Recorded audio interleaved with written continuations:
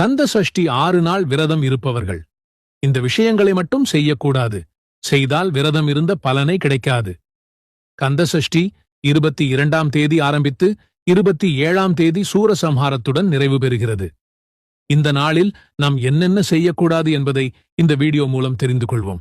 நீங்கள் முருக பக்தர் என்றால் வீட்டில் அசைவம் சமைக்கவும் கூடாது, சாப்பிடவும் கூடாது.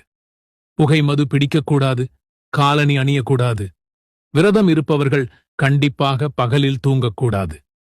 தீட்டு வீட்டிற்கு செல்லக்கூடாது, கடைகளில் சாப்பிடக்கூடாது.